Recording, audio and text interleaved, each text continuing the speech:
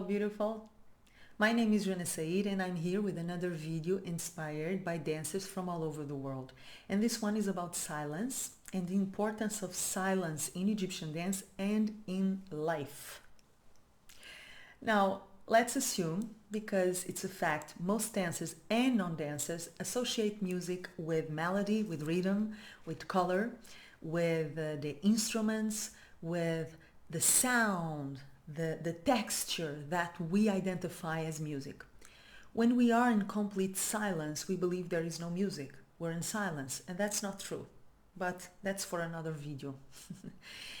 There is no music without silence, okay? There is a pause between the notes. There is a pause between the doom and the tack of the tabla. Even in dance, which is associated with physical movement, with motion, with action, there is no actual dance without pause, without silence, without the space between the movements, and without intentional pauses, intentional stillness. Although we associate music and dance with movement and sound, I remind you, and I insist once more, there is no music and there is no dance without silence, without the pause. Let's say the beginning of Enta Omri, okay? Or the beginning of Alfu Lela Leila from Kulthum, or the beginning of Fakkaroni from Kulthum. Everything from Kulthum today. Let's say Alfu Lela Leila, okay? The beginning, tan tan tan tirarara.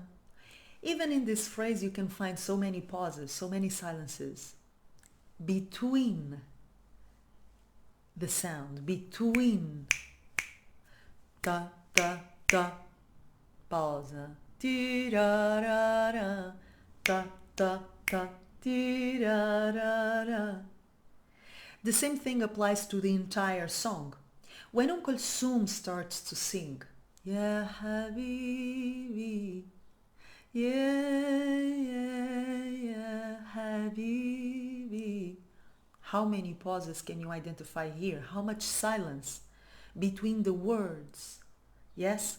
And those silences are what give meaning to the words, what allows you, the listener, dancer or non-dancer, to listen and to absorb the words and the music. Without silence, without pause, there is no absorption. We don't have time or space to absorb what we are listening and what we are doing if we're dancing.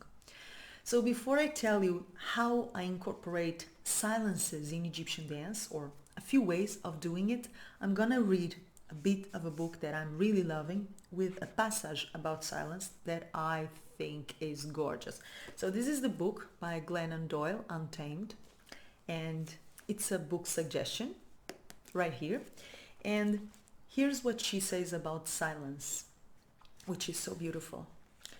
One of my favorite words is selah. Selah is found in the Hebrew Bible 74 times.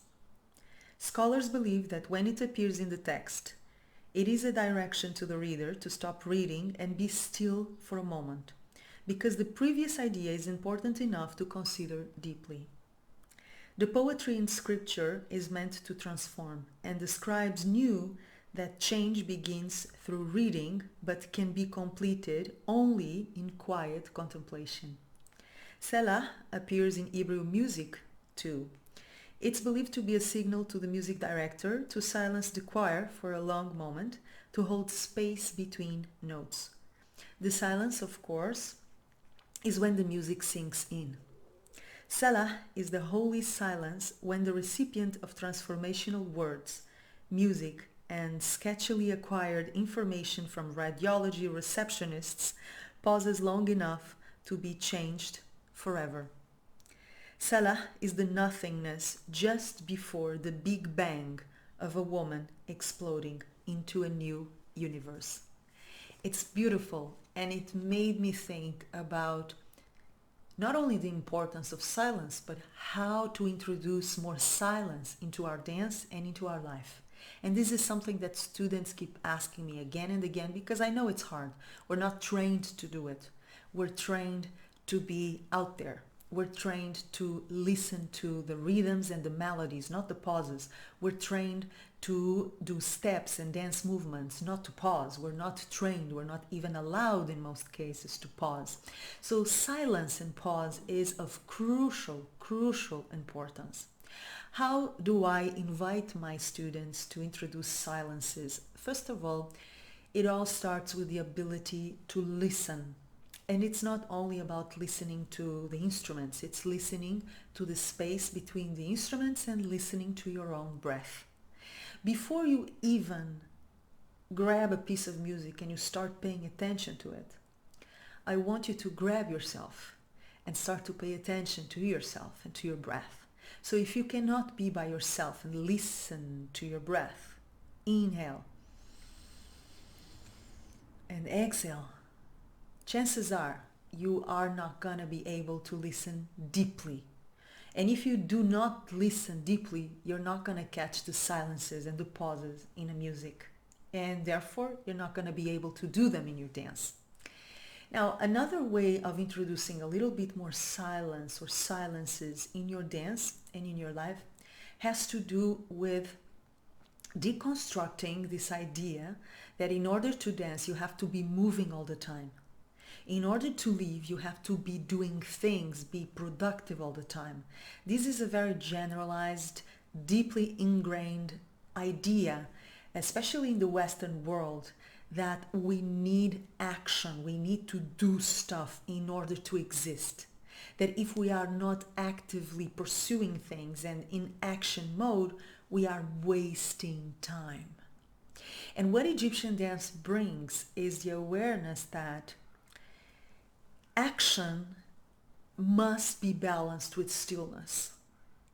Music or sound must be balanced with silence.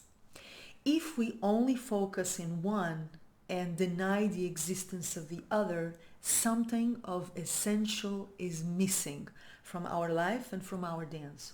So I would also invite you to clean this idea that in order to be dancing, you have to be doing stuff all the time. You have to do movements, you have to run, you have to shake it, you have to put it up, put it down, do something. You don't.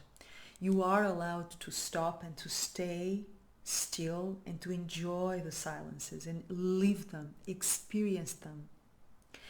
The same thing in your life. And I'm talking from a very active mode. I'm a very active person, very masculine woman. So I love doing things, but I had to learn, and I'm still learning, to still, to learn how to pause, and to learn that in order to survive and thrive, I need to pause. I need to listen to the music and I need to listen to the silence. Last but not the least, create breathing spaces. I teach this to my students all the time, and it's beautiful because once you start doing it, you realize how much more alive you become and how much more beautiful and juicy your dance becomes. What do I mean? Create intentionally spaces for breathing, for stillness, for silence. Search for places in a song, for instance, where you can stop and stay there, like a gas station where you stop to put some fuel, you know, and putting the fuel means you stop and you breathe with the music, but you don't have to be moving, you don't have to go anywhere, and you don't have to do stuff. You just stay there in your own silence inside the music, breathing, refueling. This is the gas station. Okay, the same thing in your life. During the day, create intentional breathing spots. That can be a meditation that you may do in the morning, for instance, like I do, or during the day. You can stop for 1 minute. You can put the alarm on your phone to make you stop every hour for 1 minute or 30 seconds. Just close your eyes, listen to yourself, breathe, and be there, enjoying the silence. Once you do that, you go back to your life with another focus, another perspective, another degree of aliveness and presence. The same thing applies to your dance. Try it and widen your perspective of what music is and what dance is, and ultimately what life is. Without silence, there is no soul. Without soul, there is no Egyptian dance, no music, and then again, no life. I hope this video inspired you. Make sure you subscribe to my channel and check all the information about Joana Saahirah's world in the description box below this video. We have loads of beautiful events, not only the courses at my school and my books, but we have beautiful stuff going on. If you want to be part of our community, subscribe to our newsletter. Then again, learn how to do that in the description box below this video. And I will see you somewhere around the world or at Joana Saahirah's world. I love you, and I'm sending you a big, big kiss.